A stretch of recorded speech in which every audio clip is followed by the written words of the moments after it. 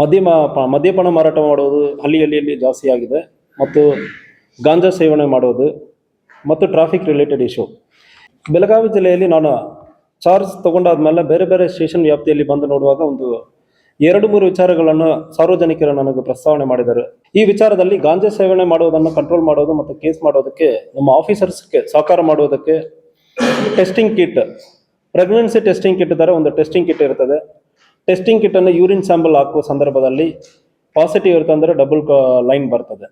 So ಇಂಥ ಕಿಟ್ಟನ್ನು ಪ್ರತಿಯೊಂದು ಸ್ಟೇಷನ್ಗೂ ನಾವು ಸ್ಯಾಂಪಲ್ ಕಿಟ್ಟನ್ನು ತರಿಸಿ ಕೊಟ್ಟಿದ್ದೀವಿ.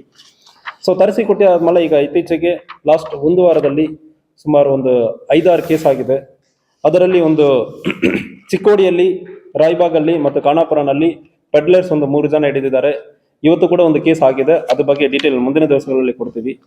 3 ಕೇಸಲ್ಲಿ ಕೂಡ ಯಾರ್ಯಾರು ಪೆಡ್ಲರ್ ಇದ್ದಾರೆ, ಚಿಕ್ಕೋಡಿಯಲ್ಲಿ ಒಂದು ರಾಮನಗರ, ಚಿಕ್ಕೋಡಿ ಟೌನ್ ವ್ಯಾಪ್ತಿಯಲ್ಲಿ ಬರುವ ರಾಮನಗರ ಬೀದಿಯಲ್ಲಿ ವಂದನಾ ರಾಜು ಎಂಬ ಒಂದು 50 ವಯಸ್ಸಿರುವ ಮಹಿಳೆ ಒಂದು 165 ಗ್ರಾಮ್ ಗಾಂಜಾವನ್ನು ಇಟ್ಕೊಂಡು ಮಾರಾಟ ಇರುವುದು ಕಂಡು ಬಂದಿದೆ.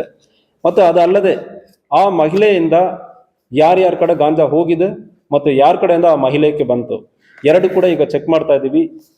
ಯಾರ್ಯಾರ ಕಡೆ ಹೋಗಿದೆ ಅಂದರೆ ಹೇಳೋದಕ್ಕೆ ಆಲ್ರೆಡಿ ಒಂದು 4 ಜನಕ್ಕೆ ಟೆಸ್ಟ್ ಮಾಡಿದ್ದೀವಿ, ಒಂದು 4 ಜನ ಪಾಸಿಟಿವ್ ಬಂತು.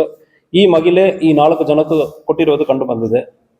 ಸೊ ಇದೇ ರೀತಿಯಲ್ಲಿ ರಾಯಬಾಗ್ ಸ್ಟೇಷನಲ್ಲಿ ಒಂದು 102 ಗ್ರಾಮ್ ನೂರ್ ಪಾಸಾ ಎಂಬ ಒಂದು ಕಡೆಯಿಂದ ಒಂದು 102 ಗ್ರಾಮ್ ಗಾಂಜಾವನ್ನು ಕೂಡ ಸೀಸ್ ಮಾಡಲಾಗಿದೆ. ಅದೇ ರೀತಿಯಲ್ಲಿ ಇವನು ಅಲ್ಲಿ ಸುತ್ತಮುತ್ತ ರೈತರ ಕೆಲಸ ಮಾಡಿಕೊಂಡು ಸುತ್ತಮುತ್ತ ಅಲ್ಲಿ ಇರುವವರಿಗೆ ಗಾಂಜಾ ಮಾರಾಟ ಮಾಡೋದು ಕಂಡು ಬಂದಿರುತ್ತದೆ. ಅವನು ಯಾರ್ಯಾರಿಗೆ ಮಾರಾಟ ಮಾಡಿದಾನೋ ಅವನಿಗೆ ಎಲ್ಲಿಂದ ಬಂದಿದೆ, ಇದು ಬಗ್ಗೆನೂ ಕೂಡ ಈಗ ತನಿಖೆ ನಡೀತಾ ಇದೆ. ಖಾನಾಪುರನಲ್ಲಿ 10ನೇ ತಾರೀಕು ಖಾನಾಪುರ ರೈಲ್ವೆ ಸ್ಟೇಷನ್ ಕಡೆ ಒಬ್ಬನ ಪ್ರಾಣಿಸ್ ಬಾಸ್ ಎಂಬ ಕಡೆಯಿಂದ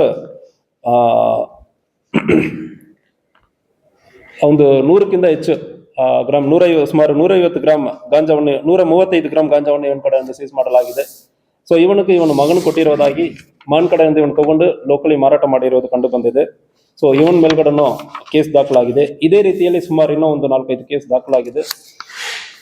ಸೊ ಎಲ್ಲರಿಗೂ ಸಾರ್ವಜನಿಕರಿಗೆ ನಾನು ಹೇಳೋದೇನೆಂದ್ರೆ, ದಯವಿಟ್ಟು ಒಂದು ವೇಳೆ ಗಾಂಜಾ ಮಾಹಿತಿ ಇರುವ ಸಂದರ್ಭಗಳಲ್ಲಿ ನಮ್ಮ ಗಮನಕ್ಕೆ ತಗೊಂಡು ಬನ್ನಿ. Karnataka state police app, KSP app ಅಂದರೆ ನೀವು ವಾಟ್ಸಾಪ್ ಇದೆಲ್ಲ ಡೌನ್ಲೋಡ್ ಮಾಡ್ತಾರೆ. ಅದೇ ರೀತಿಯಲ್ಲಿ KSP ಆ್ಯಪ್ ಅಂದರೆ ಒಂದಿರುತ್ತದೆ. ಅದರಲ್ಲಿ ಮಾಹಿತಿ ಕೊಡ್ತೀವಿ ಅಂದರೆ ಖಂಡಿತವಾಗಿ ನಾವು ಚೆಕ್ ಮಾಡ್ತೀವಿ, ಗಾಂಜಾ ಟೆಸ್ಟ್ ಮಾಡ್ತೀವಿ. ಯಾರು ಇದ್ದಾರೆ ಅಂದ್ರೂ ಕಾಲೇಜ್ ಮಕ್ಕಳು, ಸ್ಕೂಲ್ ಮಕ್ಕಳು ಇದ್ದಾರೆ ಅಂದರೆ ಅವ್ರು ನಾವು ಜೈಲಿಗೆ ಕಳಿಸೋದಲ್ಲ, ಅವರ ಸರಿಪಡಿಸೋ ಪ್ರಯತ್ನವನ್ನು ಮಾಡ್ತೀವಿ. ಯಾರ್ಯಾರು ಮಾರಾಟ ಮಾಡ್ತಾ ಇದ್ದಾರೋ ಅವರ ಖಂಡಿತವಾಗಿ ಜೈಲಿಗೆ ಕಳಿಸ್ತೀವಿ. ಸೊ ಒಂದು ವೇಳೆ ಅವರು ಬೇಲಲ್ಲಿ ಬರ್ತಾರೆ ಅಂದ್ರೆ ಮತ್ತು ಮುಂದುವರಿಯೋ ಸಂದರ್ಭದಲ್ಲಿ ಇಲ್ಲಿಂದ ಊರಿಂದ ನಾವು ಓಡಿಸ್ತೀವಿ.